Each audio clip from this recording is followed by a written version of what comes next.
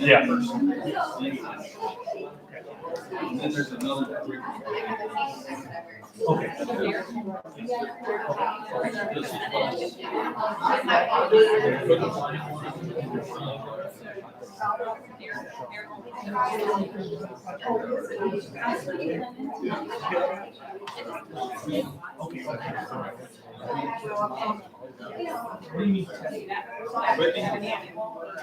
I don't know. Unfortunately,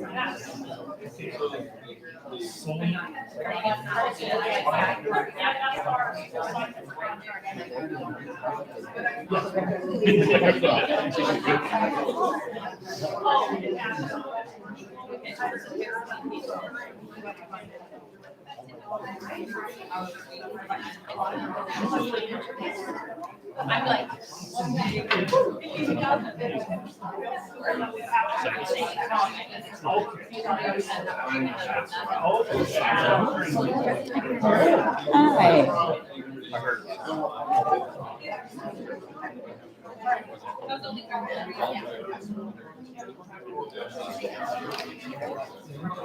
These are our copies of things that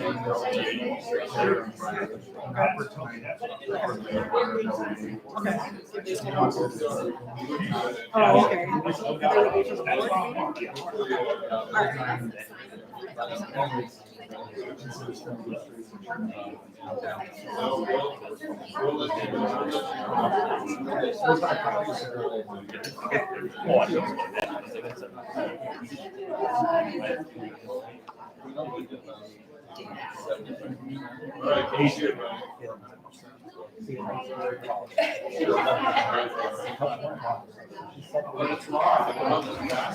oh yeah.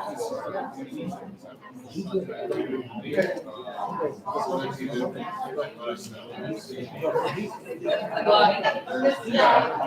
luck. Good luck.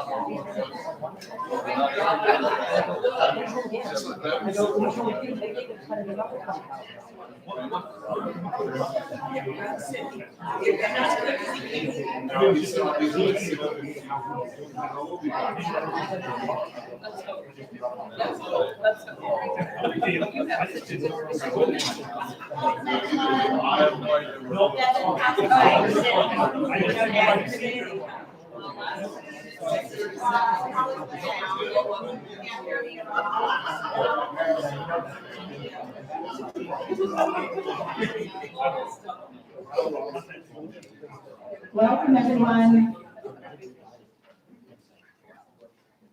Thank you for being here. I wanted to let you know that if you are a member of the community who would like to address the board this evening, we do have forms on the back table. I think they're still gold or yellow. Thank you. Jody, if you would like to address the board during the public forum portion of the Board of Education meeting, could you please put your name on that and deliver that for me to Jody, and we will invite you in just a moment. And Jody's our secretary and up here, and we'll be very delighted to hear from you. I'm not seeing anyone. Students, any takers? Treasurer? No? That's good. Good, very good. Thank you. Any others? I was teasing. Okay. Thank you, Jody. Do you want to pass that down for me? That'd be awesome. I just have one. Are there any others that maybe I'm missing? Okay, well, welcome everyone. This is the last meeting of the calendar year for the Board of Education, and we welcome you. We will begin with we do have a forum of the board. We'll begin with the public forum portion of our meeting, and I would like to invite Matthew Bring to address the board. Thank you, Matthew. And just a few things. Also to help our students who are attending as part of their coursework for the high school. I do invite you to share up to 5 minutes with the board, and the board by practice will not respond to things or questions that you say, but we will be sure if there are any elements in your statement that need addressed by certain members of the administration or the board, we'll be sure to forward that for you. I'll give you a little wave when you're about a minute from your time, and we welcome you. Please go right ahead. Thank you. I don't think this is on. I'm pretty loud without it, but there it is. Testing. All right, there we go. That's perfect, Matthew, thank All you. right, they won't hear me on the YouTube either way because, if you've ever tried to watch it. Is it not so good? And thank you for It's- mentioning, we are streaming the meeting live here, so just for the others in attendance, I appreciate you reminding of that, and hopeful our sound is of sufficient quality. So that's- You should try it sometime, seriously, if you haven't watched it, it's pretty bad. Thank you, Matthew, go All right right. ahead. Anyway, so, you can probably guess why I'm here. I'm here to talk about COVID like usual. I want to start off by saying, look, I'm not against vaccination. I personally advised high-risk people in my life to become vaccinated. But I do have some concerns with the letter that got sent out on the 3rd. I'll be honest, if you're going to send stuff out to parents, at least get it factually correct. There's at least 3 inaccuracies in this letter. And yes, I just called the doctor incorrect, but I'll submit mountains of data to back myself up on this. The fact is, a letter states, being young and healthy doesn't protect you from COVID. That's just false. Being young and healthy is the best protection you have against COVID. An unvaccinated child is still 100 times safer than a vaccinated adult. Let's not go tell people that being young and healthy is not important. That's what we should be encouraging. Second one says, there's been rare side effects in certain groups, younger women and men. If you want to talk about side effects, there's one high-risk group that we need to be concerned about. That's young boys, adolescent boys, high school, junior high age. By far the highest risk group. Not young women, not men, young boys. Multiple studies show heart problems on that, somewhere between 1 in 1,000, 1 in 5,000. The fact is, if every child, every boy in Bennington gets vaccinated, you're probably going to have a case of that. Whether or not that's worth it and you want to encourage it, I don't know. Every parent needs to make their own choice, but let's be accurate about who the high-risk groups are. They're boys. Lastly, the letter says natural immunity wears off. It's not nearly as good as vaccination immunity. I was going to prepare some charts, but I didn't realize the meeting was at 5 instead of 6 tonight. There's been 4 studies just in the last 2 weeks that show that natural immunity lasts 12 to 18 months easily, whereas vaccination immunity lasts about 6 months, which is exactly why we're seeing boosters being recommended. Like I said, I'm not against vaccination, but let's get people the right facts. So that's my biggest concern with what got sent out. Second of all, speaking of natural immunity, I brought this up before. If we're going to have quarantine policies based on someone's immunity to COVID, we should be taking that into consideration. That is just as, if not more protective than vaccination itself. If you're going to quarantine children, make them miss school because of a close contact, there's zero reason why being able to show antibodies or a prior infection shouldn't also count. Now, maybe you're following the Douglas County Health on this. I don't know the extent to which you have leeway on that, but I think that's a mistake when you remove that in August from the policy, or maybe it was September. I really think that if we're gonna literally tell kids that they can't come to school unless they've been vaccinated, which is, let's face it, that's the fact. If you've got close contact, a kid who's been vaccinated gets to go to school, and a kid who hasn't been vaccinated doesn't get to go to school. And I think that's unfair. I think it's unnecessary. But if you're going to do it, at least let's do it right. I think the board would say you don't have a vaccine mandate. But the fact is, like I just said, there are going to be kids who miss school because they're not vaccinated. I don't think that's good policy. To me, I think getting kids in the classroom is the most important thing we can do. I don't see a big risk to kids. I could harp on that all night, but the fact is kids are safe. Let's get them taught. A couple months ago, one of the questions I posed to the board, I haven't heard anything about it, I'd still love to, was, has anybody done any looking into weighing the benefits and harms of all these policies we do? Not only here, statewide, nationwide, We do all these policies, we kind of just assume kids are resilient, kids are gonna be fine. Watch the news, kids are not fine. Kids are going through the biggest mental health crisis of a generation. They're not fine. I don't know what's causing it. Maybe they're sad because of COVID deaths. Maybe we're scaring them because the media is insane. Maybe they're missing school. Maybe they miss their friends.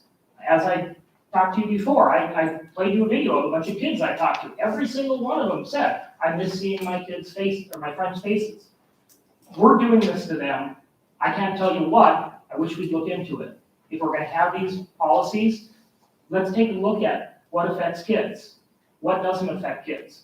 Does it outweigh the potential harm? Does it not outweigh the potential harms? We just ignore this and assume they're going to be resilient, but the fact is we don't know that. And I suspect they're not. We need to put them first. We need to keep them in the classroom. That's the bottom line. Thank you. Thank you, Matthew. Are there any other members of the community that would like to address the board that maybe we missed? We do abide by the Open Meetings Act provisions, which are posted on the back wall, and our meeting is called to order at 5:09. Considering that. Welcome, board members, and thank you for the adjustment as we accommodate for a school event this evening, so we appreciate that. First up on our agenda is our consent agenda, which you can see listed, and of course attach minutes from our previous meeting. And who had the December bills? I think Allison, you did. Tim and I did. Perfect. Any high levels there? No, I can't say there's any major at all. I move to approve the consent agenda as presented. Thank you, Mark. Those amendment to do. Motion rather to approve the consent agenda. Is there a second? Second. Motion by Mark, a second by Allison to approve the consent agenda. Any discussion? Jody, please call the roll. Kara, Yes. Heather, Abstain. Valerie, Yes. Allison, Yes. Tim, Yes. Mark. Yes. And the motion does pass. And we'll move ahead to our reports, beginning as always with our administrator reports. And who is, I usually begin with our elementary leaders. Thank you, Mrs. Evangelisti. Welcome. Thanks. Allison Evangelisti here with the elementary report. I really appreciate you introducing yourself as we continue to grow. I think that's really helpful to just go ahead and introduce yourself to our students, but also to our guests. So thanks for modeling that for us. You're welcome. All right, we just wanted to highlight, we had our Veterans Day Assembly at Pine Creek hosted. I included some pictures. We had about 300 community members come to watch our students sing. It was a really special day. The other picture included is our food drive. That's Bennington Elementary. Each of the student councils is working together over this holiday season to put some food together for donation to the local food banks. Thank you. Any questions? Any questions from the board? Thank you for the summary.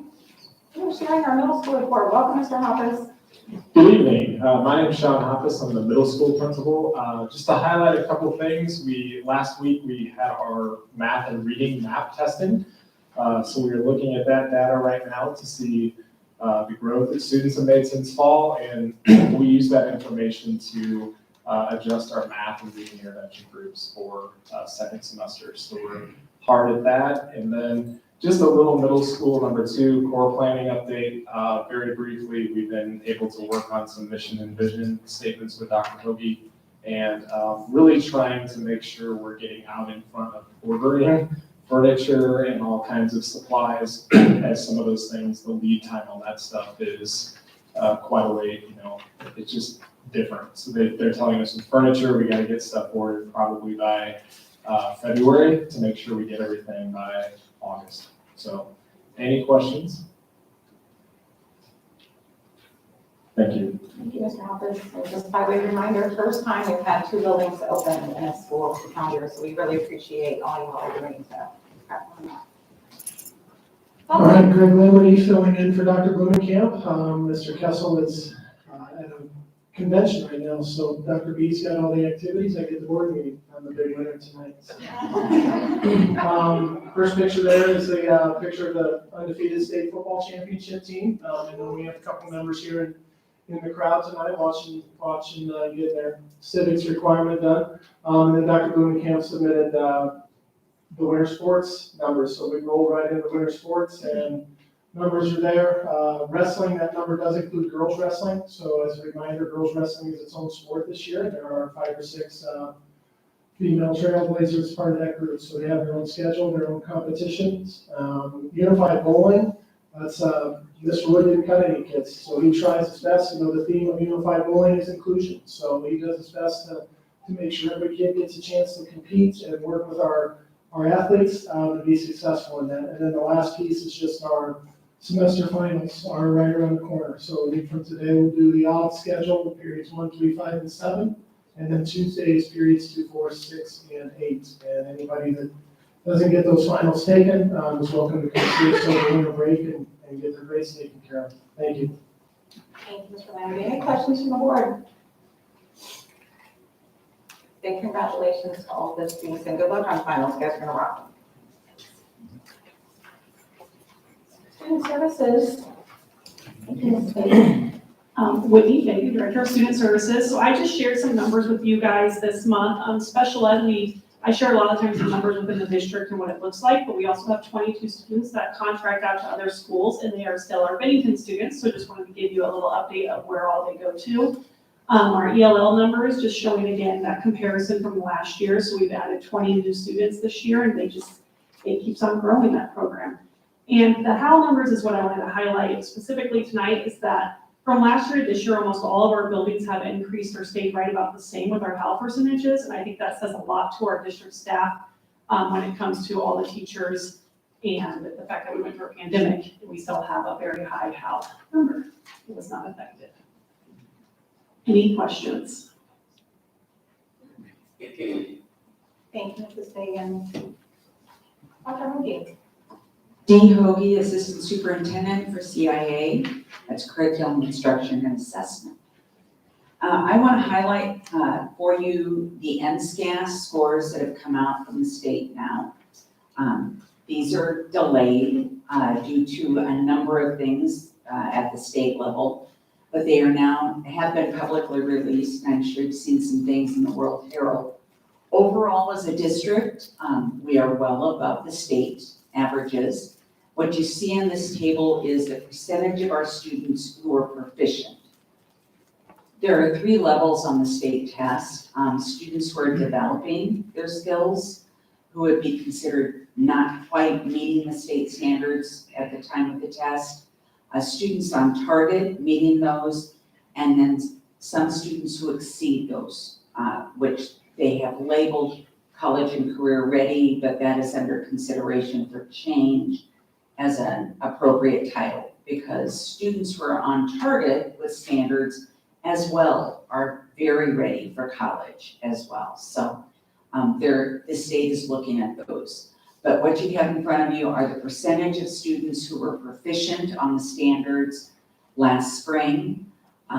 It was a unique situation because we had a percentage of our students who were learning remotely, but the only way that students could take the test was to come into school to take it. We were at 98% of our students coming in to take the test. So not all students had the same environment to learn in prior to taking the test. So overall, I'm pleased with the results that we have here. The state has asked us not to compare the prior year because we had a year gap in between testing, even though news sources were comparing 2-year-old scores to the current scores that you see. So overall, I feel like we did a good job on it. We're looking comparatively to other districts in our conference and in our area, and we are right where we need to be. So anxious to see how things go at the end of this year, as we are in the middle of our winter version of the state test, and we'll have a spring version as well. And so we are transitioning to a through-year test from that one and done situation that you see scores for. The other piece I'd highlight for you is our professional development. Oh, yes, sir. Interrupt you 1 second on that. Certainly. If you could scroll back, please. I'm sorry, would you turn your microphone on, please? Is it not? guess that's what happens when you're not here at 5 on the spot. Your analysis of this, I'm sure, is far more rigorous than mine. My eye seemed to catch some differentiation on the 7th grade scores versus others. Is that a valid observation? And do you have any insights as to why that may be? At the current time, we have not dug into this yet with our curriculum. Our plan would be to be able to sit down and look at our curriculum and the standards that were measured, because we are able to look at the standard level to some extent on this test. This was still considered a pilot, so we don't have the volume of data that we typically do to analyze, but the teachers will be digging into it and we'll do some analysis of it from a teacher perspective of what they would see is different. So yes, it is a concern when we have a dip, so we will look that progression of 3rd grade through 8th grade to make sure that we're aligned in those standards. Thank you. So, absolutely. Anything else on the test scores? Otherwise, I'll highlight January 5th coming up. That is the first day back for our staff. Students return on January 6th. We are bringing in from California, Dr. Dominique Smith, who's an author and social worker, who really focuses on empowering teachers to empower students. He really works with schools about that growth mindset and how to use restorative practices in the classroom so we can get the best out of our students every day and the best from our staff every day. So we're very excited for Dr. Smith to come in. He'll be doing a general presentation in the morning to all staff members, and then in the afternoon, working with breakout groups so there are representatives from every building so we can personalize that learning and take that back to our individual buildings. So we're excited to have Dr. Smith come on the 5th. Part of that day is also a welcome back breakfast, and all of the board, we'd love to have you there to say welcome back to our staff. So if you can join us that morning, breakfast starts at 7:30 at the high school. So thank you. Any other questions I can answer for you? You need not prepare anything, just show up. Thank you, Dr. Hogan. No questions from the board? Dr. Haas? Excuse me. Moving back to reports, I'm going to highlight the Dlr schedule, and this should be forwarded to the Building and Finance Committee, as Dlr needs to make more of a presentation than just a few slides and a few minutes. What you're looking at is a simple timeline, basically for preparing for the building permit and preparing for bids to go out. If you're looking at a opening to a high school in August of 2026. So there's a lot of work that needs to be done in this next year. Part of that is to get out in the month of January and start to review high schools in other areas. DLR has a schedule where we, as a community, and I do mean a community, it would be board members, administrators, teachers, community members, a few students, a group of anywhere from 20 to 30, to take a tour of 2 high schools in Kansas City, a high school in Sioux Falls, South Dakota, and 2 high schools here in the metro area, to get a view, a look of what the high school should be. We do not have a design like we do elementary or middle school for a larger high school as we move forward. So page 1, page 2 is just a simple process, and I mean that sarcastically, of going through the City of Omaha Planning's Commission and making sure we get everything in line. The last part of that would be to have a building permit to start building a high school, if approved by the community. And then there's some more information. In addition to that, you're looking at something design, bid, build, as opposed to construction management. We typically do the design bid build. We've done that for all of our projects at this point in time. Larger projects do take on a different tone in a district. And so we would recommend that the district look at construction management as a means. There is not a hard bid. Construction management means that the construction management company would give you a price and then go out and select those subcontractors. In general, there's a lot more to that than what I just said, but in general, that's the difference between construction management and bid build design. So we recommend that the building and finance at a time, DLR come in as soon as possible to give you some information, and then that would give the administration some tasks to do before the next meeting, as we may have to prepare some policies if we go this construction management route. We do have to get a group of community members together to go out and take some visits. Any questions at this point in time? Does the administration have thoughts around how we invite those participants? We do. We would have certain, particularly internally, we would have administrators, we would have some select teachers, probably some of those on leadership teams in terms of students, and we'd have to look at their availability as well. Then we probably will have a couple of positions open up for community members. I think you're going to want those that have been involved in the past. And if you have those open seats, maybe that's something that the Board of Education would want to have an application for and have an interview process to be a part of. Appreciate that for you. Any other questions from the board for Dr. Hawk on this or other elements of the superintendent's report? Okay, we'll move to the construction report. But wonder if we could go to the committee report. Or we could do that first. All right, thank you very much. That's a great idea. Really quickly, board members we did not meet as a policy committee, but I did want to update you. We had, as you know, modified and updated for an audit of our entire policy manual in October.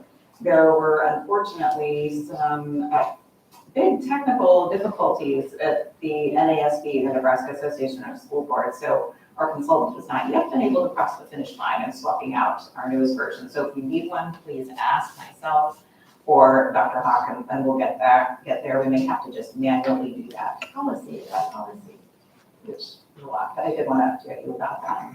We did meet as a curriculum and Americanism committee, and you can see in your report that we have plenty that we're going to be sharing with you.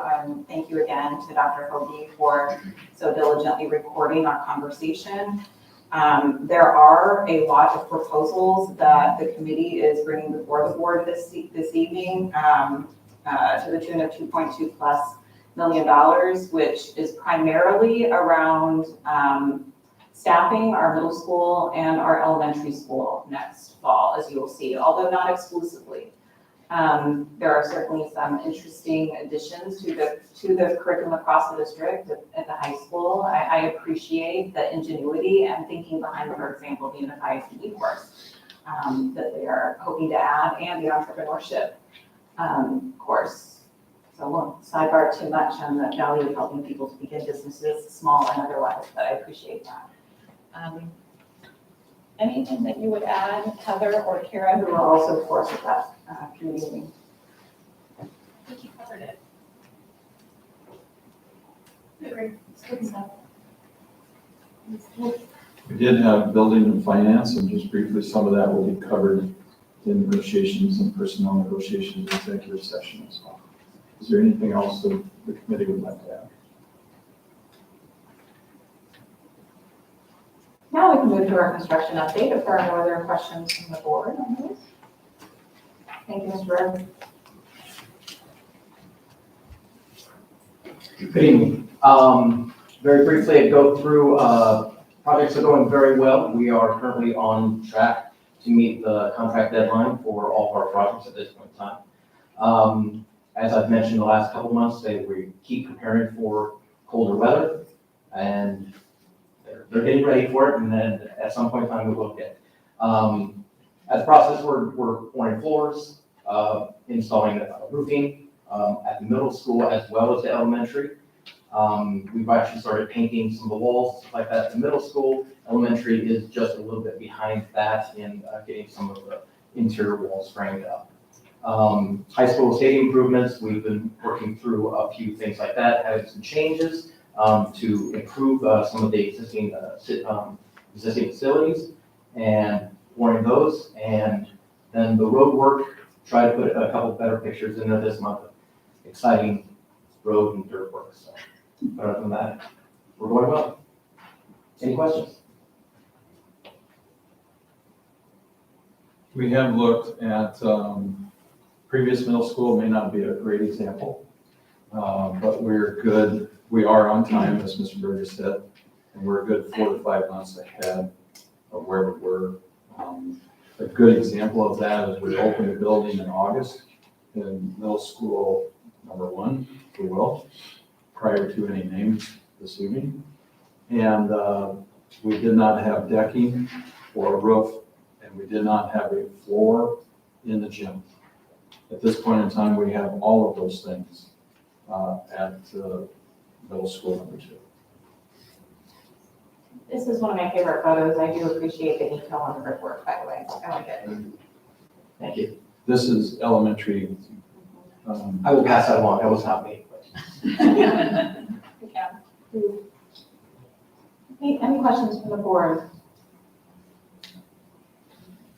I just have one more. When might we have a little stroll through? Might it be appropriate to? It's fine if it's not in the winter. I don't know. I was going to suggest we warm up a little bit for you. Middle school is heated. I'm having a record heat wave this week. It's coming with a record wind to go along with it. So we can do that at any time. We just need to have a little bit of communication. I would suggest to do it after 3:30, 4 o'clock. And we'll do that at any time for the board if they want. Thank you, appreciate that. Both the contractors are open to that. I've talked about that, and some of the core staff has gone through that already. So. Thank you, appreciate that. Good. And next is our coordinator report for the foundation. Reiner is here. After that, we will have a spotlight report on the schools. Welcome. Thank you.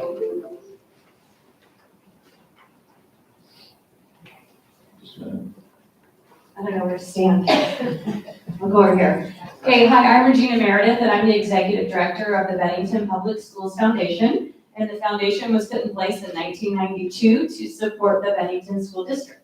So that's what we do, and I'm going to tell you a little bit about it and how we've grown over the last several years. This is our board of directors. May I, Regina? If you would be over here, that way our audience out in YouTube land will be able to see you a little bit better. For when people can't see me as well, but okay. Well, they're going to see the back. Okay, so Amy Barrich and Chris Reiner are going to be our 2 new board members. So a little premature having them on there, but in January, we're going to ask you guys to approve them to sit on our board. Foundation staff, we have 4 staff, and then we also pay for the Teammates Program Coordinator to run the Teammates Mentoring Program.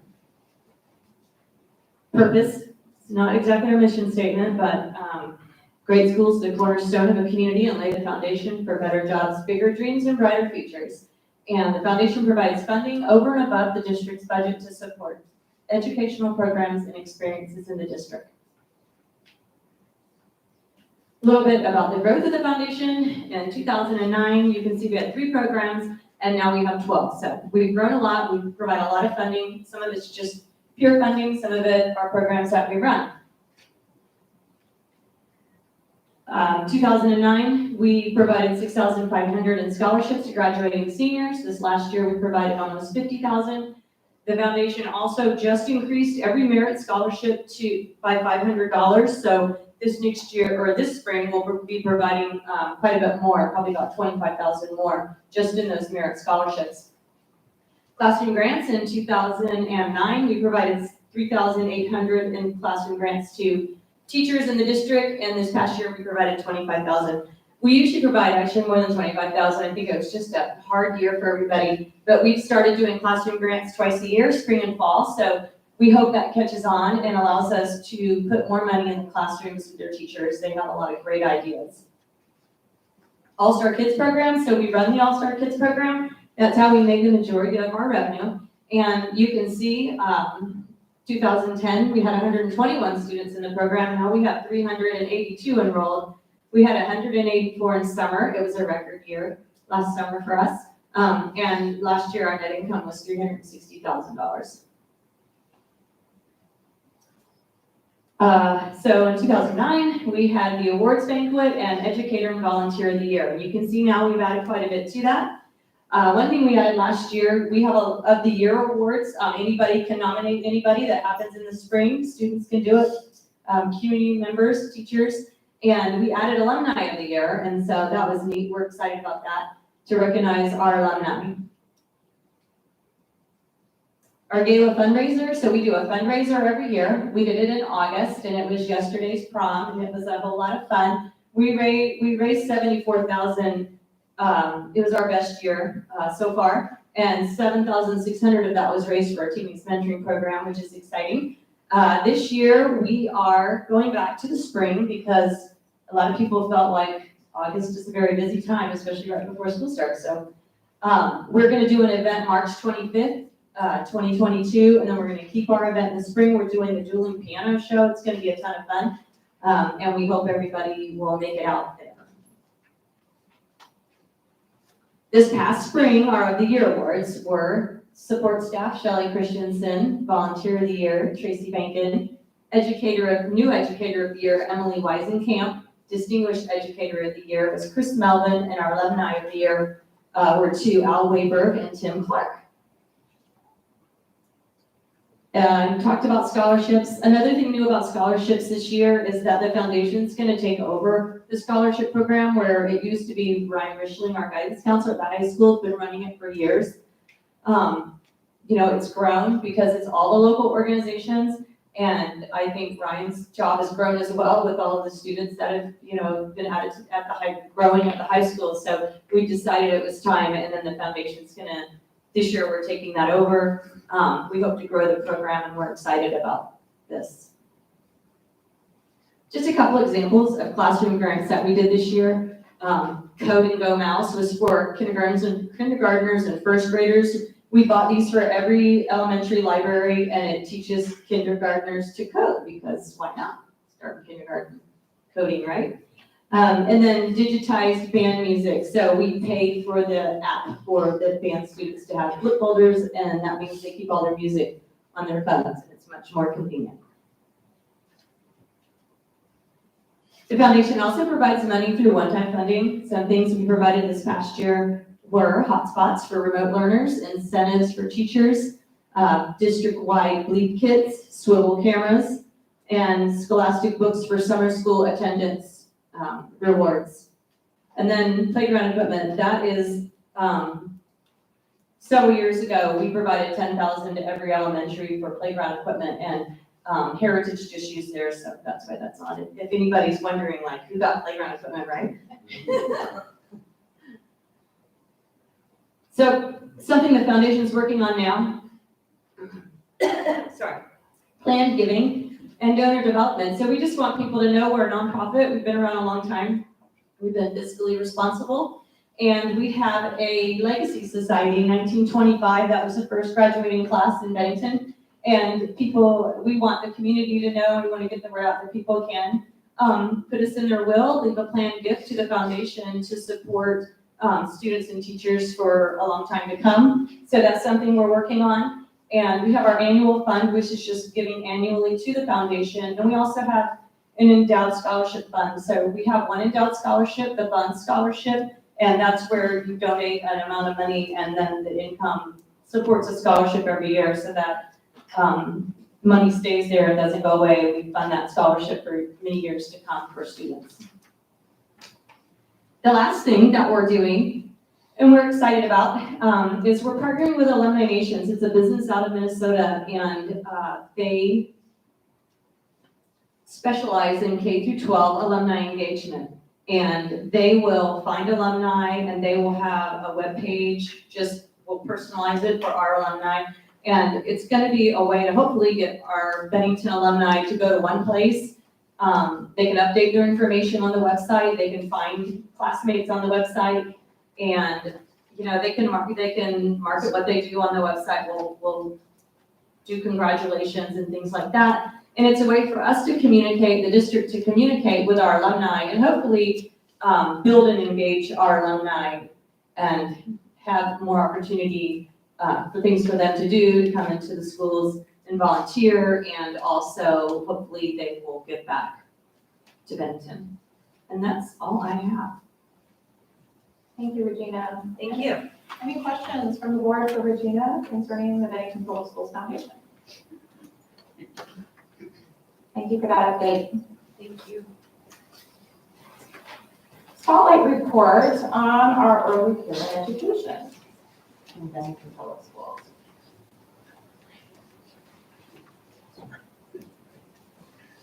Okay, thank you. Well, I guess it's not just preschool. It's on the whole early childhood program. We've all tried to go fast, so I'm sorry. As you'll see this year in your curriculum binders that we did for proposals, we are proposing for a lot of additions to our early childhood programming, so we just thought we'd give you a little background on it and kind of where we see this going as we keep growing.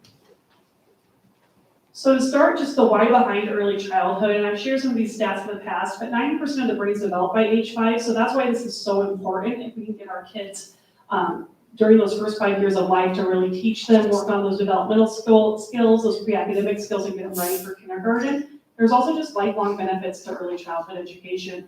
And a great one, I have some stats that have been updated by Buffett Early Childhood Center, and school-wide population for special ed can also see a dramatic drop if you can reach students before they get to kindergarten age and catch them up.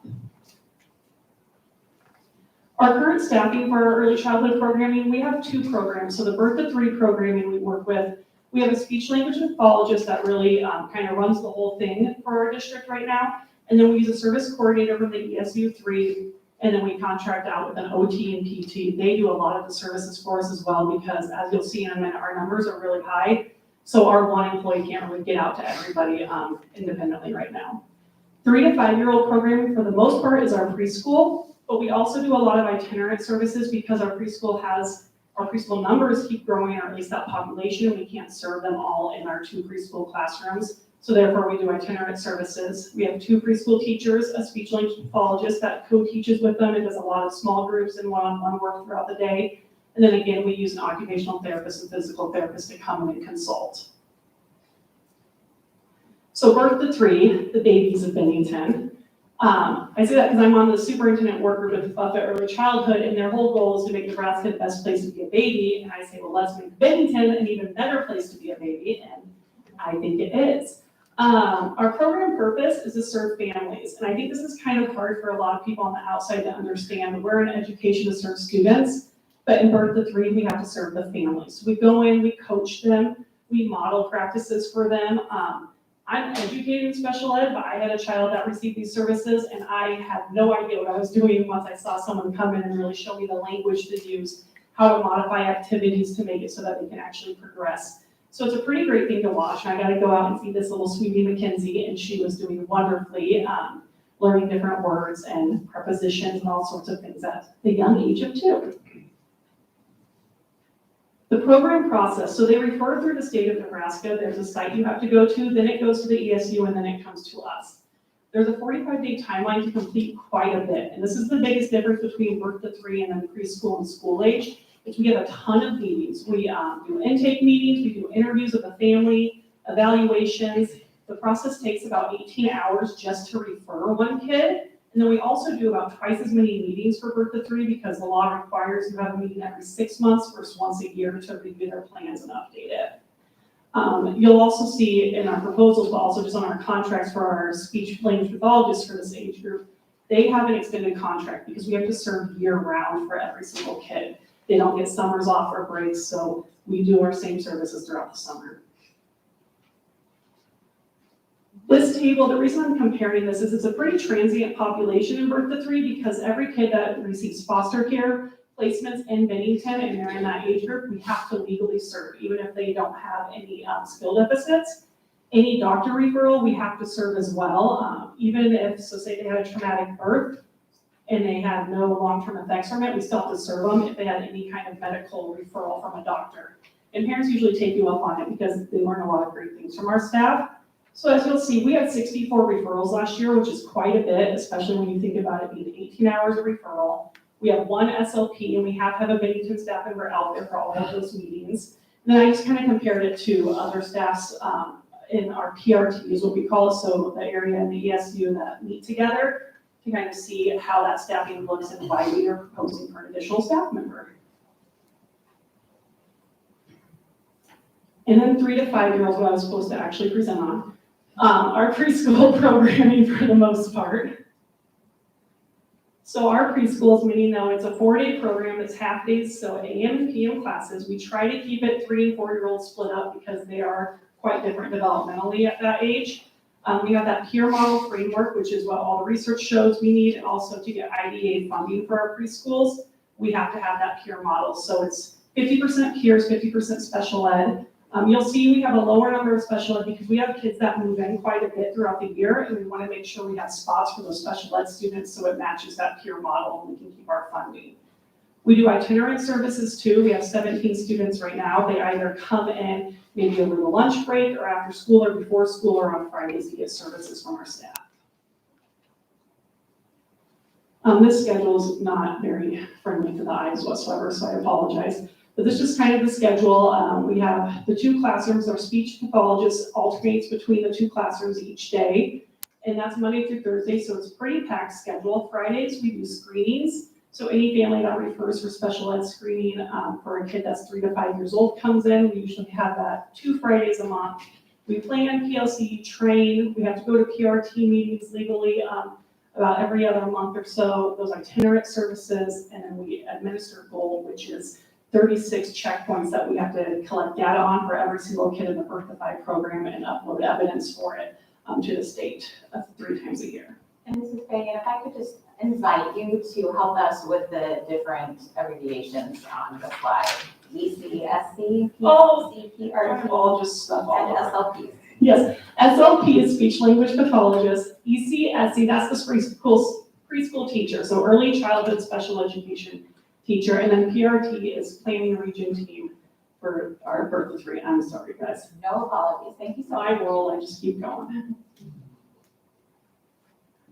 The reason we have this program, yes, we have to legally serve our students with special needs, but it also is just such a positive impact. We know what early childhood can do for children, and we are so proud of the Bennington Way, and this helps our kids get the Bennington Way before they even enter kindergarten. We do transition meetings between our preschool and our kindergarten teachers, and we've seen a lot of success so far.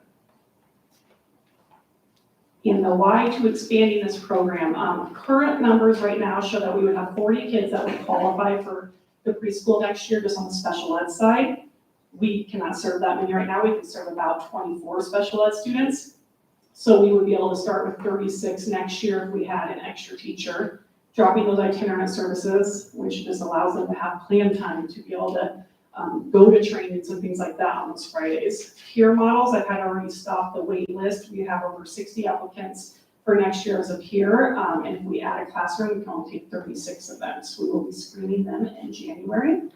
And when we originally did this a few years ago and approved to build on the Early Childhood Center at Anchor Point, our goal is to get 10% of our incoming kindergarten students. Adding a classroom will allow us to keep it that way.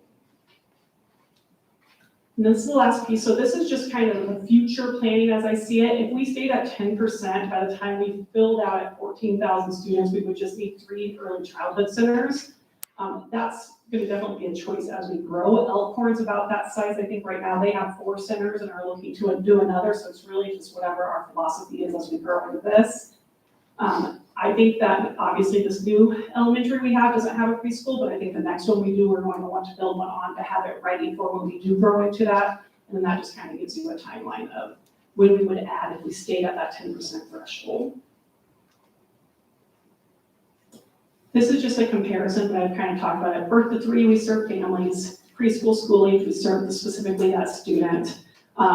summers are off, those kind of things, just a few differences between the two service models. And this was our proposed, I do not know why it turned out like this. Our proposed future staffing for early childhood. So we're asking for that early childhood special education teacher at that birth to 3, and then moving up that preschool to an extra classroom, which would also have to include speech language pathology. There's lots of trickle-down effects if you grow the program. And just my favorite quote, the first 5 years have so much to do with how the next 80 turn out. Any questions? I do. Okay. Yeah. Just some thoughts. Are we on? I wouldn't expect you to know now, but I'm curious about the assessment process. Would that have to be an SLP that goes in to do those assessments, or it could be a different discipline, but we use the SLP because the others are contract services, is that right? Yes, it has to be a Bennington staff member that signs off on those. And so we use our SLP right now because language is usually the biggest concern with those kind of, I don't know, in the birth to 3 world, birth to 5 world really languages. So they've been our expert in the past. You could use an early childhood special education teacher as well.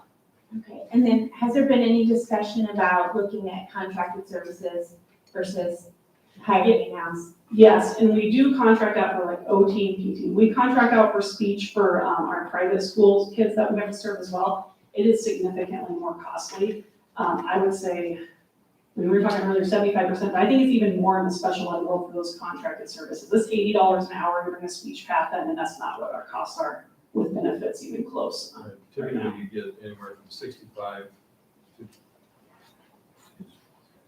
to, typically you get anywhere from 65 to 80 to 75%, as opposed to having it in-house.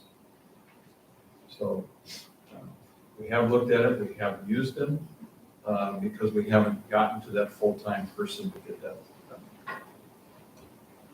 Thank you. Thank you, Mrs. Hagan. Any other questions from the board? Moving on to our strategic planning update, we're focusing this evening on goal number 3. All right, good evening. Chad Boyd, Anchor Point Elementary Principal. Welcome. Greg Liberty, still the Bennington High School Assistant Principal. You're welcome. All right, so we are community collaboration, strategic plan goal number 3. We're going to go through our presentation, but our goal has been just to kind of start. It's a little bit different than the other 3 goals in that our team, our committee has changed as we've kind of gone through this process. So you're going to see this time that we're really heavily involved with website, and our committee right now kind of reflects that. So when we were involved with the branding aspect, we brought in Kara, we brought in Booster Club, PTO, high school students, just a wide variety of committee members. So we've really actually got a pretty good bang for our buck as far as committee members. There is the goal, increase collaboration between the school district and community, and we continue on that. There are the objectives. Those are the objectives we adopted back in 2014. We continue to work towards those as we meet today. Committee members, Mr. Lambert, myself, Mr. Uckman, and then the other 6 people you see there are all the building webmasters and the, what do they call Connie? She's not a webmaster. She's like, actually, I think she's the webmaster. The other, she is the district web or web minions. We could also reference them as. Yeah. Webmaster is someone that truly controls the website for your building. So Brenda Barney is our web minion, webmaster for Anchor Point, and she is the one that updates the newsletter. She updates calendars. She does all that. Connie has control over the, really the only person that Connie takes orders from is Dr. Hawk. So if he says post something on the website, we don't call Connie and have her post things typically, or district office. We'll only work with our own buildings as principals. So Yeah. You want to talk about that side? That'd be great. Bennington High School, this is an actual picture of what the second high school is gonna look like. Dlr, get to work. There you go, Curtis. In all seriousness, Mr. Ruckman and the webmasters have spent a few days working on migrating all of the current website pages into the new design and the new format. So the timeline that they are on has always been December. We're still hoping to be able to hit that sometime over the break and be able to roll that out.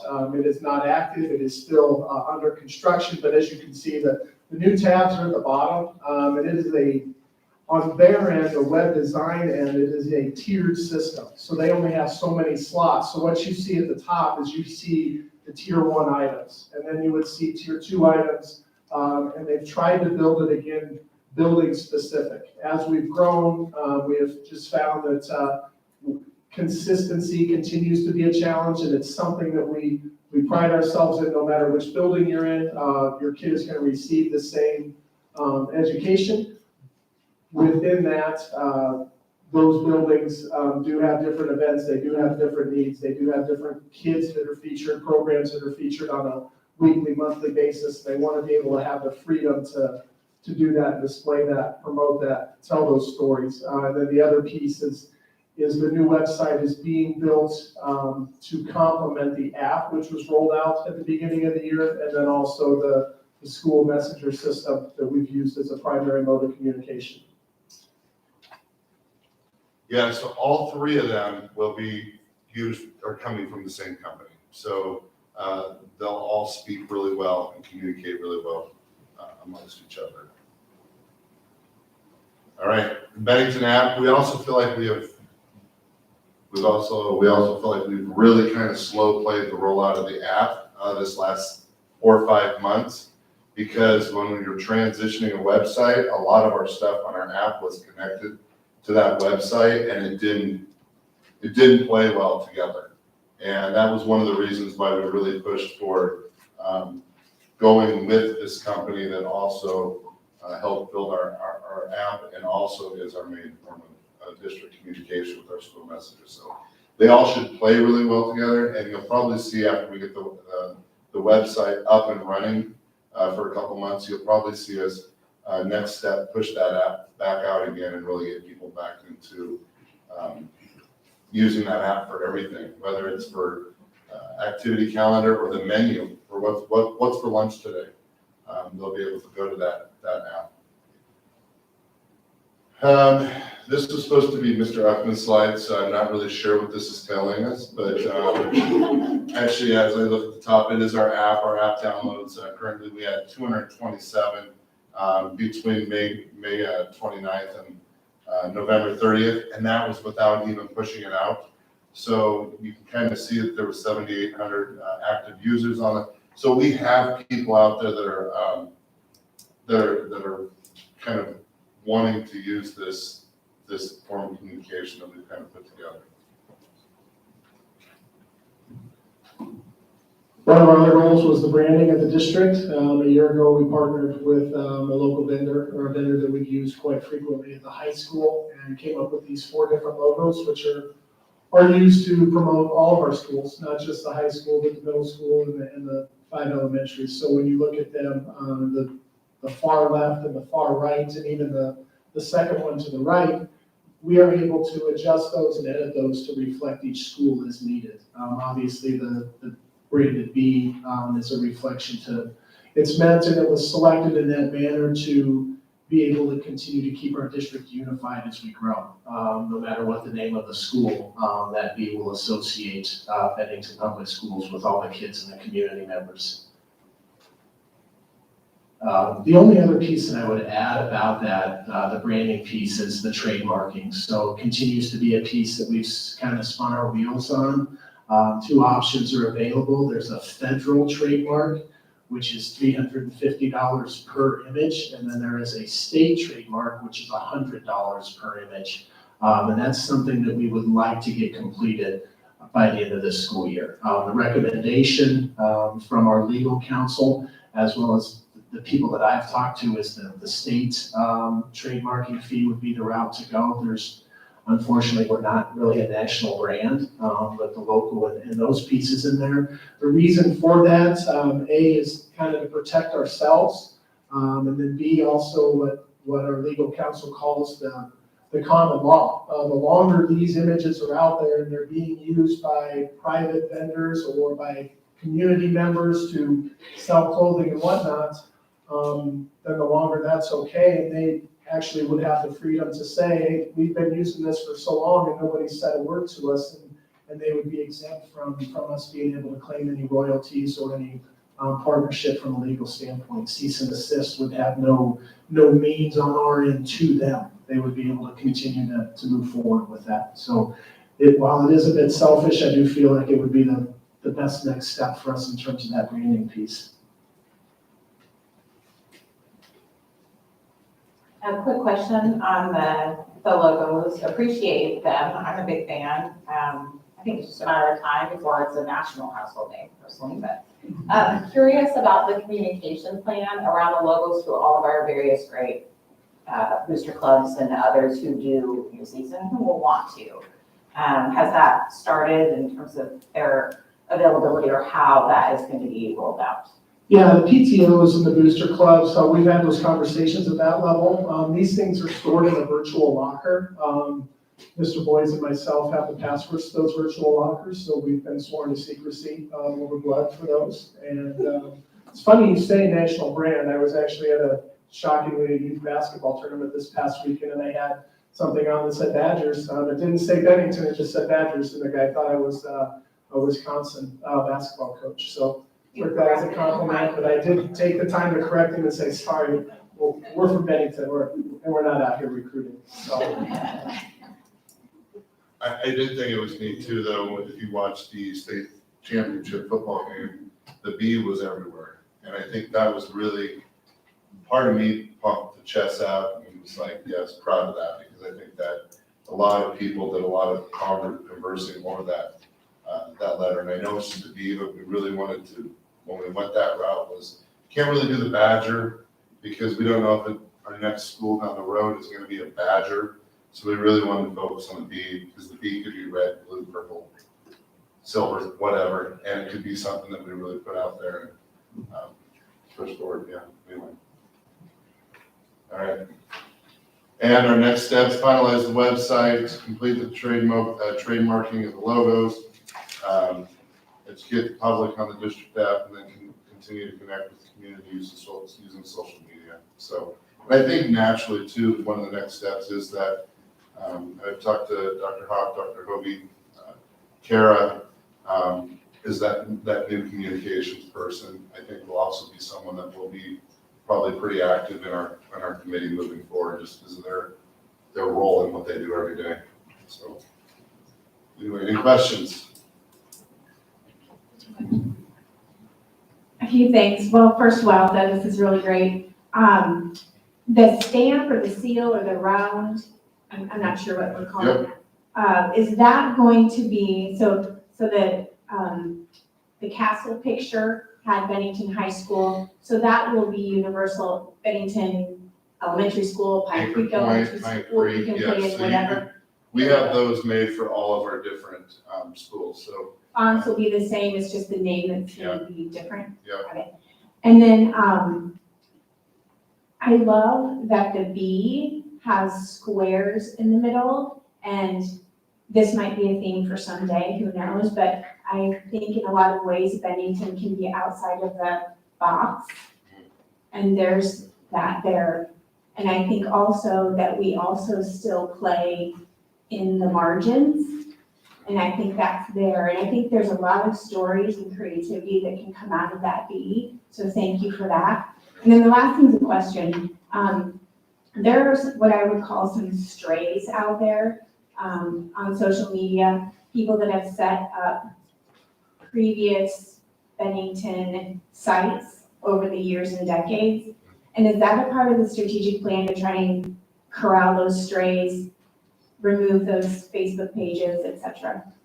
I would say yes, and that's where the trademarking piece comes in. You know, right now, when we reach out to those groups or ask them to cease and assist, they're not necessarily cooperative or receptive to that, and they don't really have to be. You know, because I feel on the flip side of that, we have been called to the carpet with the toughie by the University of Wisconsin, and we did have to produce information going back 50-some years that had been in practice and had been a piece of our district in order to not have to redo that. So I think those groups would be more willing and they'd be more, not that they're not cooperative, but I think it would give us solid ground to stand on when we reach out to them and say, hey, we're willing to sit down with you and talk about trademarking and talk about what you're using to promote and use that's ours within your business. But we're gonna have to get something in writing. Right now, it kind of falls on deaf ears because we don't have that final legal backing piece. Thank you both. It is exciting that we can tell a visual story that can be aligned across our district in a new way, and nicely done by those teams who worked hard to develop and create those. Any other questions from the board? We'll move to unfinished and/or ongoing business, beginning with construction change orders, which we do have a few of.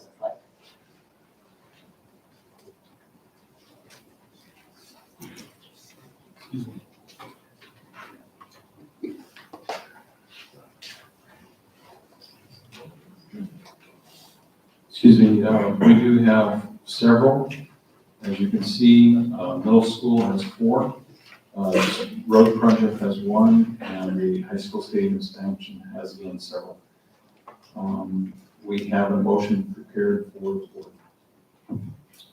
I move to approve all items listed for construction project change orders for a cost of $117,481.86, which include middle school PR 10 and 11, CCR 18 and 20, Woodney Road PR 6, and high school expansion CCR 3, 5, 6, and PR 7, 9, 11, or 10, 11, and 12. Did you do the math on all of those? Right? There's a lot to add up this time. I appreciate that. I assume Lynn did. Thank you, Lynn. Motion by Mark, is there a second? I'll second. Thank you, Kara. There's a motion by Mark and a second by Kara to approve the items listed concerning construction change orders in the total amount of $117,481.86. Is there any discussion from the board? I do have a question on high school site expansion CCR 06, which is the additional concrete replacement. It's kind of a reference to concrete adjacent to the demolition, not, can you just describe that for me? Because I'm sitting here thinking, well, we repoured the parking lot. So was there an issue with that repour? Was it before that? Or just help me understand that item, please. Areas that remained, that were not demolished and repoured, such as some sidewalks, and as also in the front entry of the high school where we have that brick layout pattern, some of the areas around that leading up to the stairwell, to the stairs, those areas were kind of in some disarray, so they were removed and replaced. Just some, miscellaneous panels, and then some other areas that had actually were not changed in this project. They're like the last existing ones that you have. Okay.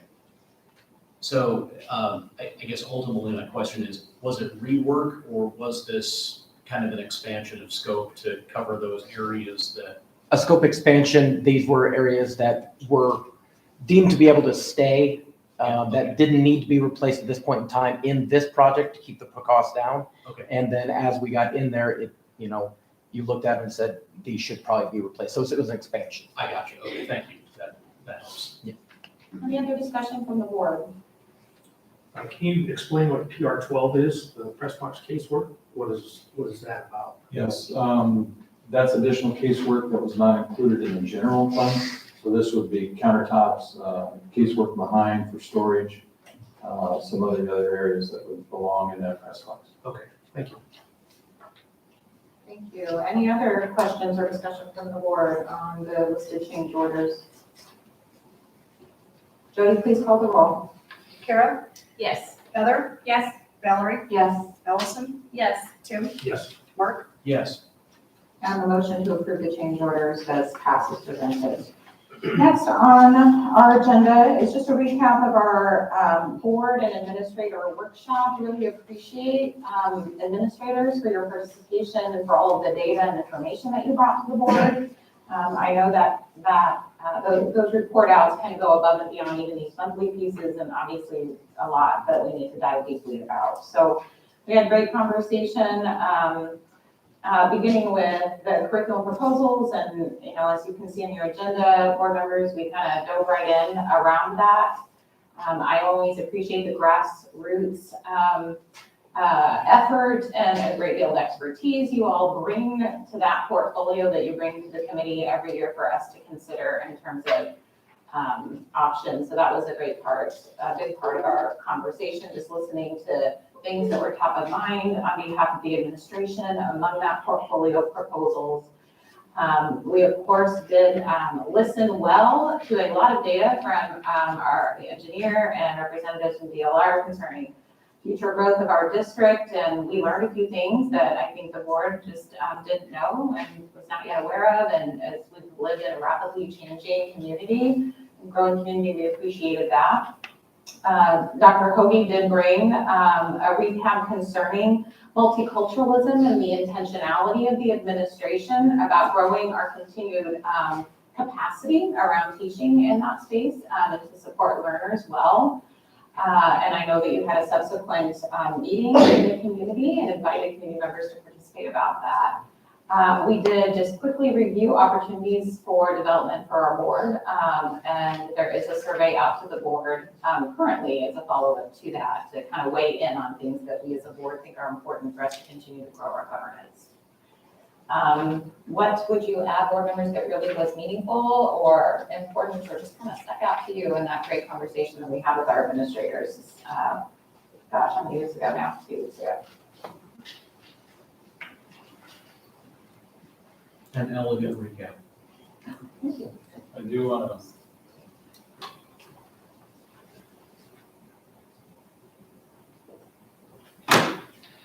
I do want to clarify that the 15,000 that was programmed at the workshop has been revised to 13,500. And so just to make note to the community. The growth cap you're referencing? Yes, that Thank you. as full built out, we are projecting at this point in time, 13,500, not the 15,000. Appreciate the care and detailed orientation about getting as close as we can on those technical crystal balls, which is really kind of what we're doing based on potential development homes and homes who have families with school-aged children. We recognize there's a lot of work going into that, and I learned a few things about the ways that they calculate some of those estimations, so thanks for that. Anything else from the board on our workshop? We'll now have an update on our ongoing learning. I think we need to update our update.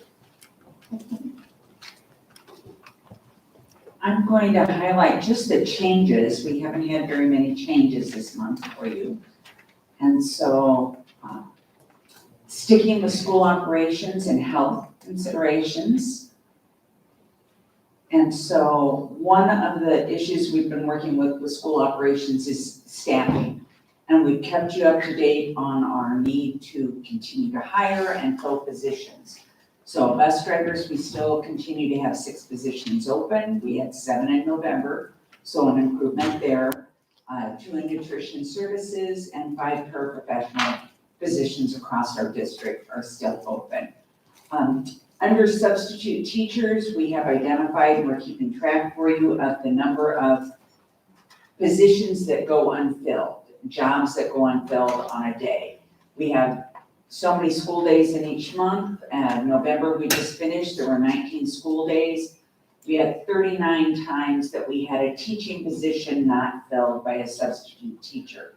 When that happens, our in-staff teachers need to fill in, and so you'll see the number of teachers that helped to fill those positions. We had 76 teachers on the list from the month of November to help fill in so that we could continue progress during that day of school. So we are continuing to work on that and meet those needs.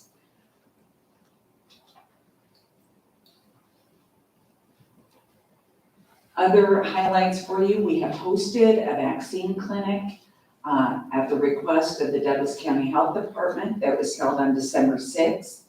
They'll do a 3-week break and then do the follow-up on December 27th. They used our high school building on that date. There were 243 vaccines given, and then you'll see a breakout between children ages 5 to 11 and then older than 12. And then we had over 100 first doses, 38 second doses, and nearly 100 booster shots at that point. So just a point of data for you, 90% of the positive cases we've had in our buildings have been unvaccinated. And the majority have been children, and because they have not had that opportunity yet for that. This is our update on the number of positive cases, and these are student cases that we're reporting to you. So September and October were our high months. Right now, we have not seen the numbers, and hopefully they will stabilize for us. But overall, that gives you the breakdown building by building. Absences, we have 2 codes that the state monitors with us for having students in school or out of school for COVID. It can be because a child is home and has been exposed and a parent calls in and says that they need to keep them home because of an exposure or a positive test. And so we code that as quarantine by parent. And so we're really grateful to our parents who are taking such care, and when kids are sick, they're keeping them home. Quarantine by school, those numbers were larger in September, where we had to send kids home because they had symptoms. We're not seeing those high numbers, so moms and dads are keeping kids home when they're sick, and we appreciate that. So that's just an overall view. We do have to report this to the State Department for attendance. We're continuing our plan and revising as needed. We anticipate there may be some changes coming up for the second semester as we work with the Douglas County Health Department, but that's unsure at this time. We'll continue to monitor all of our situations and use the time that you've given us well on those early dismissal days. So ESSER 3 funding is still in progress, and that plan is out there, and we're accepting any input that might be given from our community. So any questions that I might be able to answer on the updates that we've given you tonight?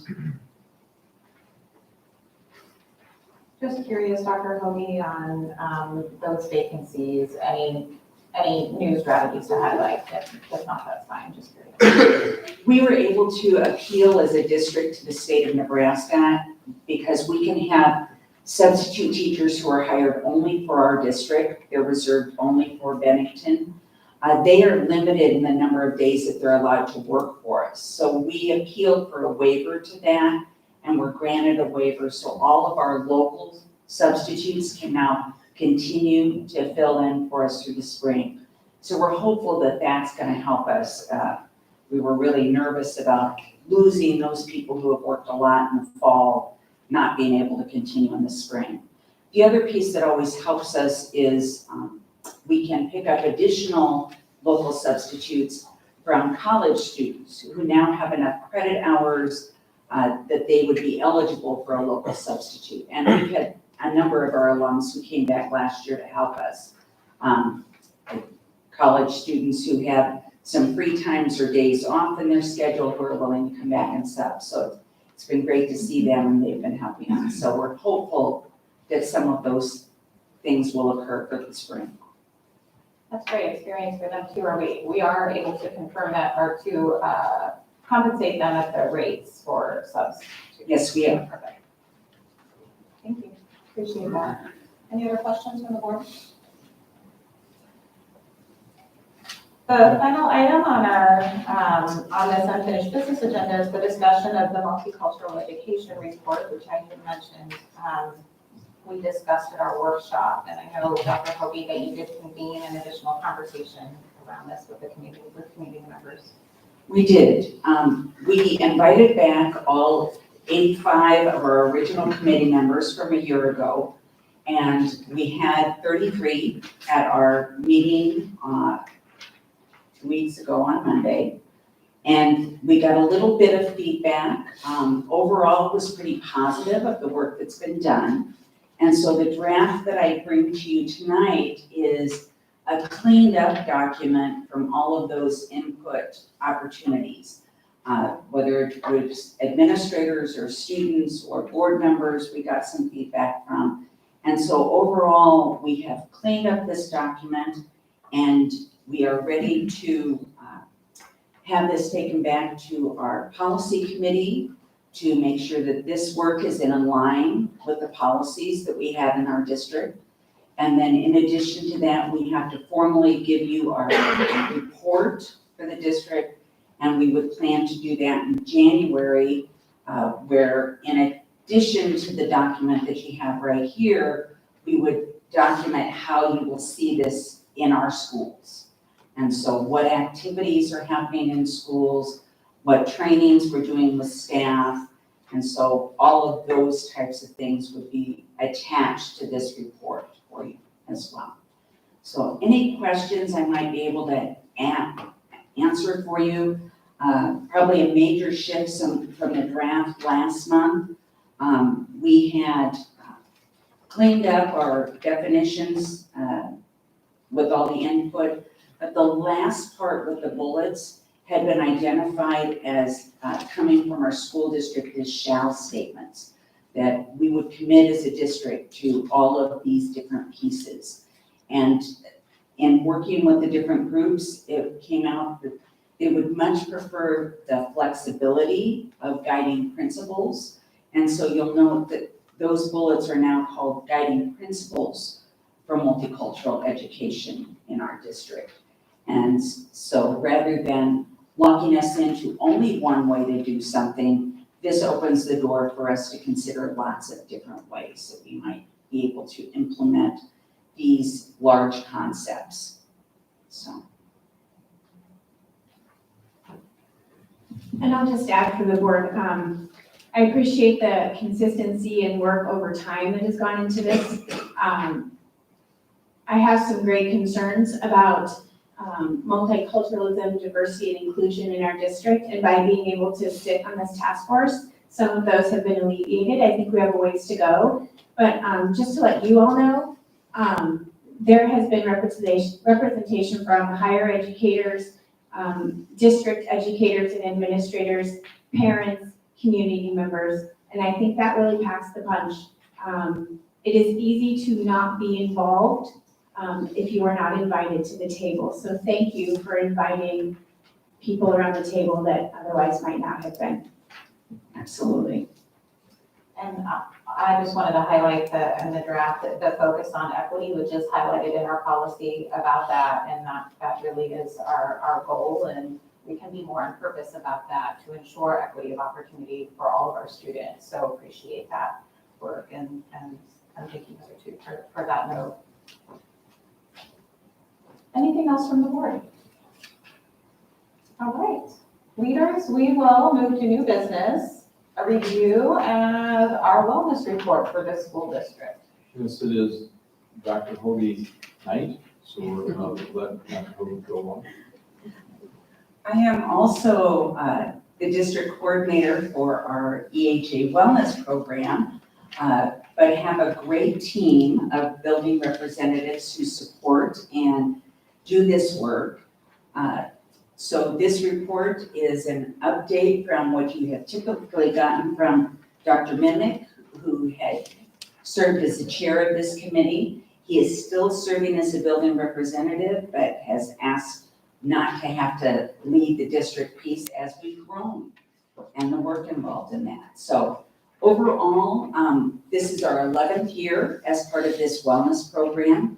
We have been considered one of the groundbreakers as we've moved through this program. We have had opportunities to partner with expanded activities like Weight Watchers. We were one of the first groups that were allowed to partner with Weight Watchers as part of this. We are part of the Elevate program where staff members and board members are also eligible for this great program.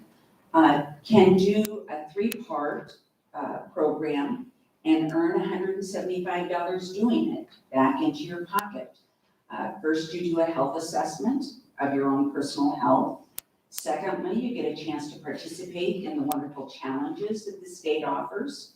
Right now, we are in the middle of thankfulness. And so we are practicing gratitude this month as part of our challenge. The month of February will be about money matters and how do you make sure that you're taking care of your personal finances and making good decisions. And so as you go through this program, if you complete 3 of the challenges during the year, that's another tick mark in order to earn this extra money in your pocket.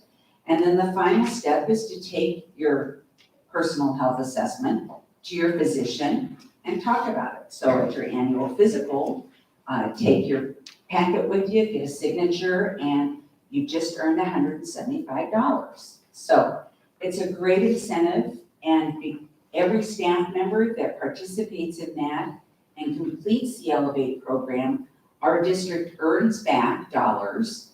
And so this year we received a grant of $1,275 for our wellness program. And those funds are being used as incentives for our local activities. Right now, we're in the middle of our local Bennington bingo. And so staff are participating in a bingo game, and each square has wellness activities in it. In the month of January, we'll come back from the holidays, and we have our weight challenge. Let's keep our weight off and do things to reduce that number on the scale. And we give away prizes and gift cards, and so the funds that we earn back from the state program, and we sell our t-shirts during the year. So all of those pieces, we turn back and return that to our staff members. And then we hold a 3rd challenge locally, and that's Step into Spring. And we keep track of our daily steps, and we have weekly goals that we're shooting for, and people who hit those goals get their name put in for drawings for gift cards. So lots of activities going on, but we know how important it is, especially at this time when you're under high stress and heavy workloads, to keep yourself healthy. And so this team that's together doing this work really pushes that and shares all the information out. And our goal is to keep us as well as possible as we go through this. So just to recognize the team, Jocelyn Suing and Brandon Mimic are the leaders for the high school. Nick Lau and Bart Miller are the building leaders at the middle school. Teresa Richling at Pine Creek, Shelley Lampy at Bennington Elementary, Abby Witherby at Anchor Point, and Alex Glikowitz at Heritage Elementary. So great team working together for the same goal. Any questions I can answer for you about this program? So appreciate the focus on lots of areas of well-being. We often think of physical well-being, but actually all those areas that you mentioned, financial and social, and otherwise are linked. So thank you for that. Next are the naming of our elementary and soon-to-be middle school that are opening next fall. Yes, we'll give Dr. Hoagie a break, and we'll go with some naming. We have chosen as the administration to recommend to the board the naming of elementary number 5 as Stratford Elementary for a couple of reasons. Number one, it sits right next to Stratford Park and Stratford West. Rather than put Park and West in there, we just shortened it for Stratford Elementary. A little bit about the land. The land was rumored to be homestead and a award to a Civil War soldier. That Civil War soldier abandoned the land. It was purchased by Henry Schmidt. He was a West Western Holt, Germany immigrant, and it stayed in the Schmidt family until 1999. Then it was sold to developers as part of Stratford Park 2, which did not come to fruition. There's a lot of information on Military Road. It is just what it says. It is a road for the military, but prior to that, it was a part of the California Trail and covered wagons that moved from the Omaha area out to California. And so we have a lot of history. The one thing we do not have a history on is Stratford. Stratford comes from England. Stratford of Avon is the birthplace of William Shakespeare. Stratford itself is a shallow crossing through a river or stream. And so when we asked the developer why they named it Stratford Park, they said Stratford was not used anywhere, so we thought it was kind of neat, and we went with that. When asked about Stratford West, they said it's west of Stratford Park. So we do not have any grandiose history or magic to Stratford other than Stratford of Avon and England. Yes? Is the design for that fifth elementary still have like? Stars. And the word star is in Stratford, so nice work. And we'll go along with that, right? Thank you. So we have a motion for Stratford Elementary. We also have a motion, because we're going to have four soon to be, I shouldn't say soon to be, in the development of the district, we think we're going to have 4 middle schools. Therefore, we recommend directional for the naming of middle school number 2. As you can see, we're not suggesting renaming middle school number 1 at this point in time. The board wishes to do so. I think that might be common nature for the community to do so down the road as well. But we are looking at Bennington South Middle School for the naming of middle school number 2. Those motions are before you this evening. There are potential motions before the board. I'll move to name the fifth Bennington Elementary facility located between the Stratford Park and Stratford West subdivisions as Stratford Elementary. Motion by Heather, is there a second? I'll second. Motion by Heather, a second by Tim to name the fifth Bennington Elementary, Stratford Elementary. Any discussion from the board?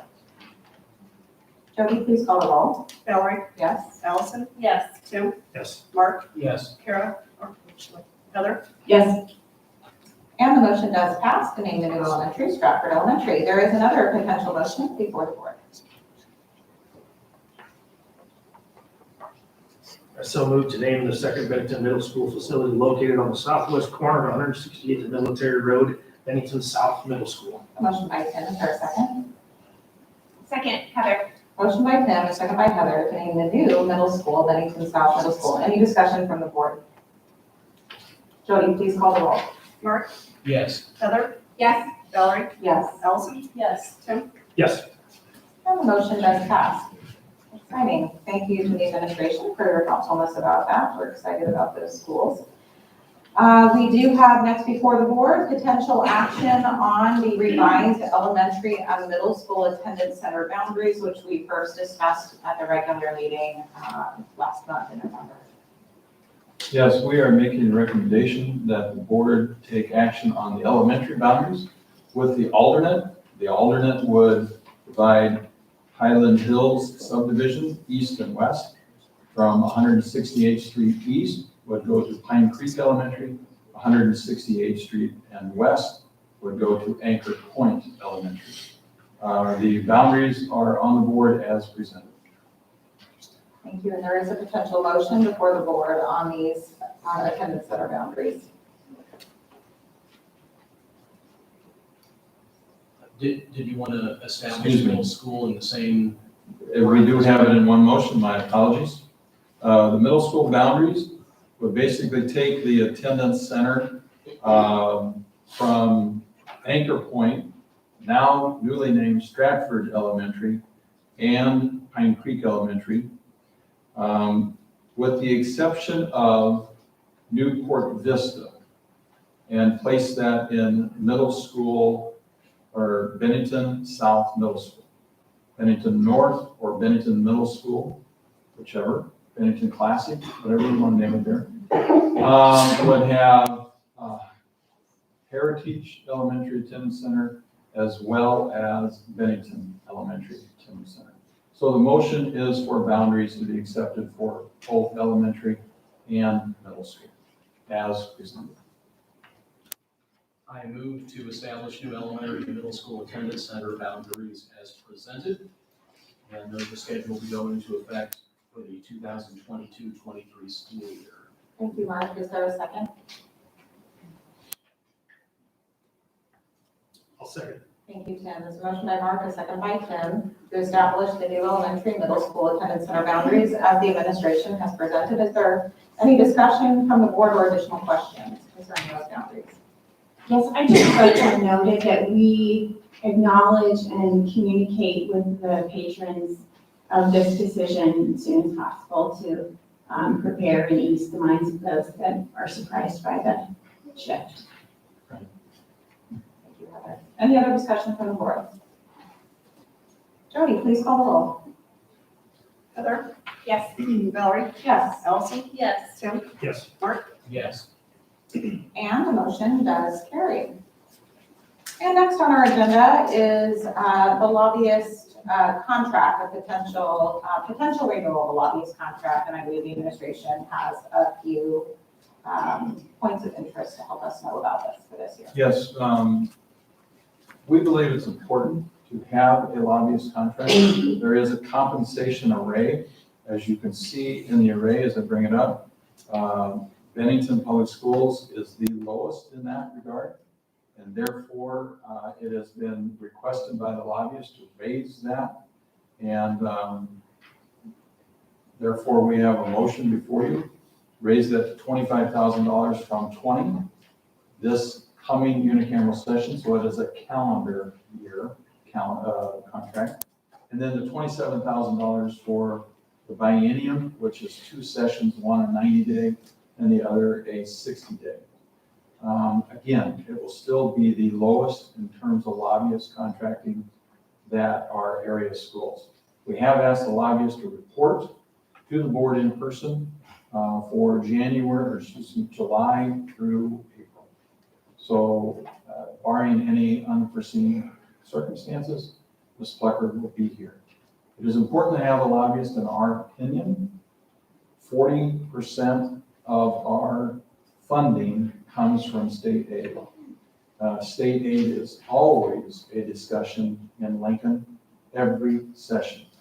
So that $25,000 to $27,000 to get our face and our name in front of state senators every day, I believe is an important tool to maintaining 40% of the funding for the school district.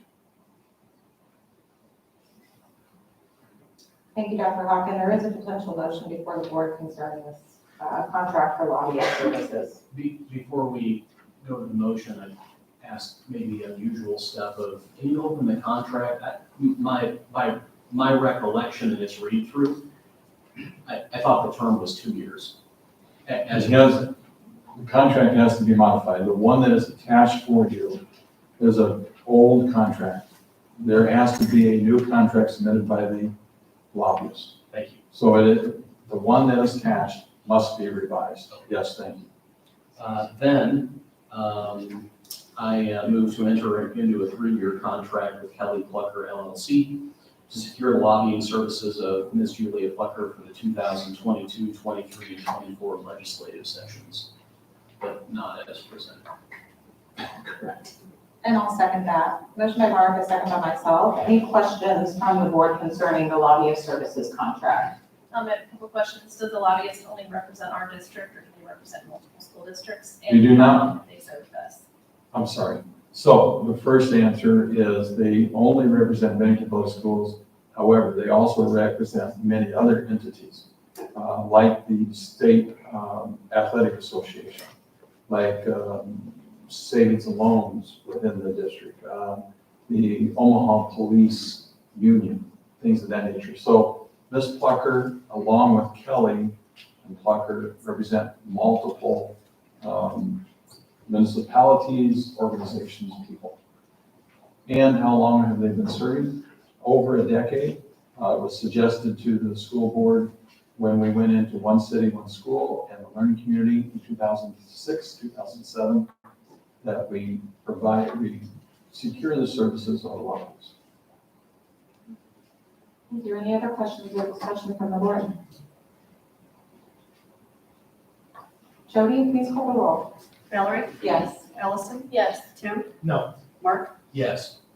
And the motion does not pass. And next we'll talk high school. But I I'm believe sorry. it does. Was that an aye or no? I see. Yes. 3-1. I'm sorry. The motion does pass. We Yes, do, it does. thank you for correcting me on that. The motion to secure services from Kelly Flecker does pass. Julia Flecker, thank you. High school track resurfacing is next on our new business. Yes, a rubberized or synthetic track, as we have, has a lifespan of anywhere from 15 to 20 years. The structural spray on top of that is anywhere from 7 to 8 years. We're going on 10 at this point in time. Therefore, the track itself, particularly in the overused areas, lanes 1, lane 2, starting areas, is in need of resurfacing. We requested 3 bids. We do have 2 bids. Pro Track Antennas is a local company. They are the low bid. I checked with them this afternoon. They are ready to make that work for us in the timeline that we have this summer. Pro Track Antennas is also the company that will be putting in the track at the new middle school. Thank you, Dr. Hawk. There is a potential motion before the board. I so move to hereby award the base bid contract for the track resurfacing project at the high school stadium in the amount of $91,500 to Pro Track and Tennis Inc. as the lowest bidder. A motion by Tim, is there a second? Second. Motion by Tim, second by Allison. Any questions or discussion from the board? Jody, please call the roll. Mark? Yes. Valerie? Yes. Allison? Yes. Tim? Yes. And the motion does carry to enter into work with Pro Track and Tennis for the resurfacing. And next on the agenda is concerning a print services contract. Currently, we have a contract with Access Systems. That contract is running out. Therefore, it is for all copiers and printers in the school district. So if you were to go into a workstation at an elementary, middle school, or high school, if you go down to the warehouse, to the larger printers or copiers, those are the printers we're talking about. As you can see, we have a monthly bill of over $11,000 for those services. And there are 35 different devices at this point in time. We would be adding 9 because we have 2 more schools coming on board. And we would add a larger printer at the warehouse to accommodate our needs. With that, the price goes up modestly, in my opinion, to $12,786.83 per month. We make the recommendation to enter into a contract with Access Systems. One other note is the normal bidding process would put this out as an RFP. The state has done that for school districts. And so this is a part of the state contracting that has been put out for bid. Motion is before you for a 5-year contract with Access Systems. Dr. Hawk, potential motion is before the board. I move to award a 5-year contract to Access Systems lease and maintenance of printers and copiers as presented. Motion by Mark, is there a second? Second. Thank you, Allison. Motion by Mark, second by Allison. Any questions from the board? Jody, please call the roll. Valerie? Yes. Allison? Yes. Tim? Yes. Mark? Yes. And the motion does carry to enter into a 5-year contract with Access Systems. The next item on our agenda under new business is concerning a discussion of the process for the superintendent's evaluation. The board is by statute and by policy to evaluate a new superintendent twice a year in the first year and annually thereafter. Policy was recently changed. That majority of that information was to be done before January 1st. If you remember, the policy committee struck the line of January 1st and added some information to that. Policy is here before you now. As you can see, the strike through and then mostly in open session. The evaluation tool is one that has been developed with the collaboration of Dr. Larry Dugash and using many different associations to go through that. It has 7 different standards. As you can see, the standards are in blue. And it has many different indicators, anywhere from 4 to 6 in each one of the standards. And then the last piece of this, the 7th, is the board goals set forth, superintendent goals set forth by the board. And then comments that go along with it. The process is typically to get the information out to the board members, allowing them in the month of December to collect that information. The information will then be sent to the board president. Board president will then collaborate with the superintendent, creating a summary form that will then be communicated to the community through a board meeting. And so we will push out the board goals, the update on them from the superintendent, along with the tool, and then we will put some timelines together when we say we, the board president and I, for board members to get that information back to that board president.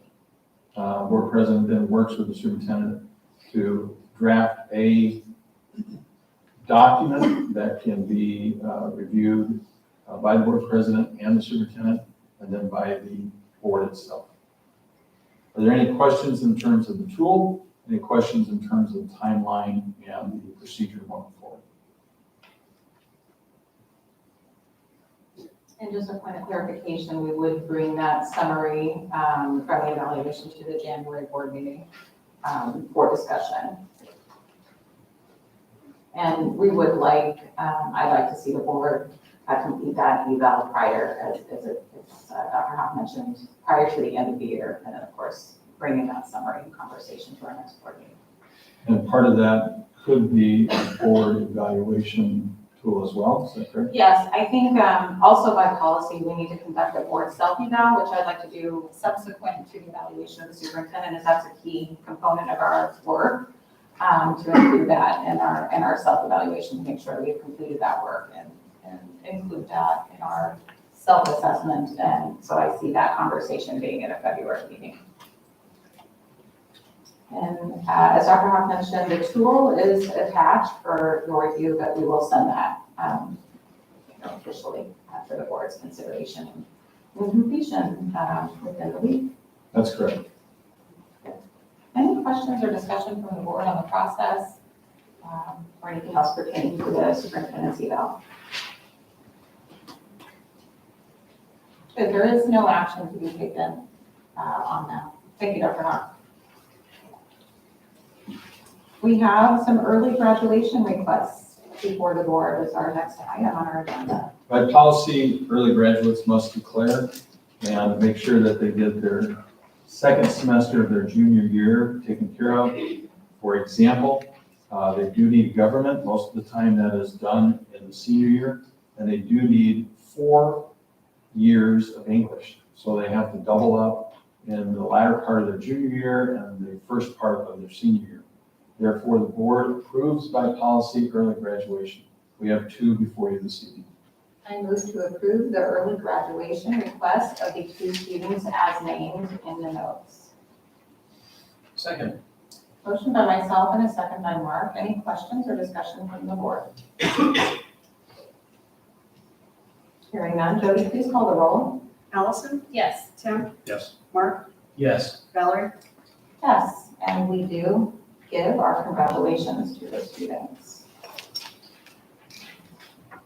Next, as we mentioned earlier on our agenda, we do have a potential motion before the board concerning the curriculum and Americanism Committee's proposals that we discussed in our meeting last week. And we did kind of do a really high level of some of those, but that attachment is present for the board to review, as there certainly are quite a few of them. And there is a potential motion before the board. Anything that the administration would add on these? We would not. We have started interviewing already. For example, there was 5 interviews conducted by myself and other administrators today.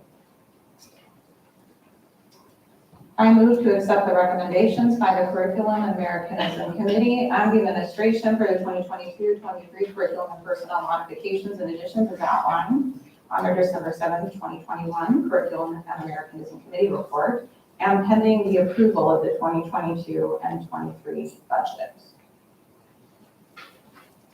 So motion by myself, is there a second? Second. Motion by myself and a second by Mark. Questions or discussion from the board on the proposals that are presented?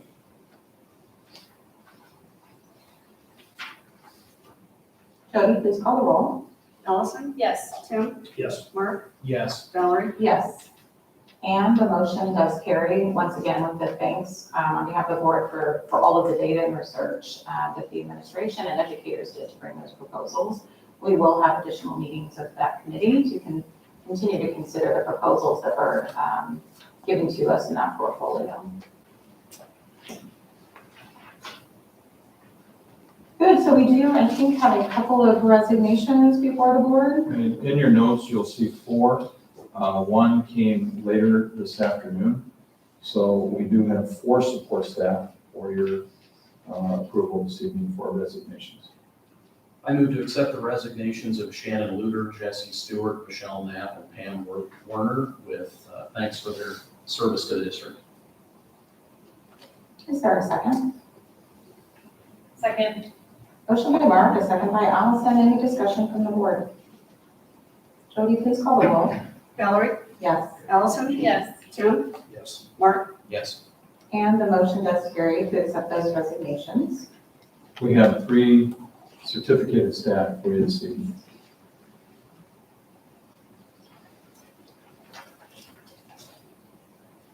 I move to accept the resignations of Mrs. King, Mrs. Kaiser, and Mr. Porter with thanks for their years of service to the district. Second. Motion by myself, a second by Mark. Any discussion or questions from the board? Hearing none, Jody, please call the roll. Allison? Yes. Tim? Yes. Mark? Yes. Valerie? Yes. And the motion does carry to accept those resignations. And we do have a potential motion concerning hires. We have 2 motions before you, one for support staff. As you can see, you have 3. Clarification on the 3. There's the same name for 2 different positions in my notes.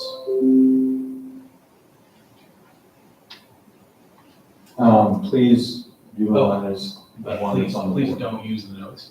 Please I utilize will the accept the one on the board. recommendation of the administration to approve the hiring of support staff personnel for the 2021-22 school year pending background checks as presented. Roxanne McGavran, Nadine Giles, and Samantha Hayden. Thank you, Mark. Is there a second? Second. Motion by Mark, a second by Allison. Any discussion or questions from the board? Jody, please call the roll. Valerie? Yes. Allison? Yes. Tim? Yes. Mark? Yes. And the motion does carry, and we welcome these new hires to Bennington. And we have 1 for certificated staff, and this is for the 22-23 school year. I move to accept the recommendation of the administration and approve the hiring of personnel for the 2022-23 school year, conditional on that budget approval. Phil Chair. Second. Motion by myself, a second by Mark. Any questions or discussions from the board concerning this potential hire? Hearing none. Jody, please call the roll. Allison? Yes. Tim? Yes. Mark? Yes. Valerie? Yes, and once again, we extend our welcome. We now have an opportunity to go into executive session for discussion of employee negotiations and land acquisition. There is a potential motion for the board concerning this executive session. I move to go into executive session at 6:52 for the purpose of a strategy session with respect to employee negotiations and land acquisition, as an executive session is clearly necessary for the protection of public interest. I'll second. There's a motion by Mark, a second by myself. Any discussion from the board? Jody, please call the roll. Valerie? Yes. Allison? Yes. Tim? Yes. Mark? Yes. And the motion to go into executive session does carry. There is potential action as we come, there is not any potential action as we come out of this executive session, but we will reconvene in this room.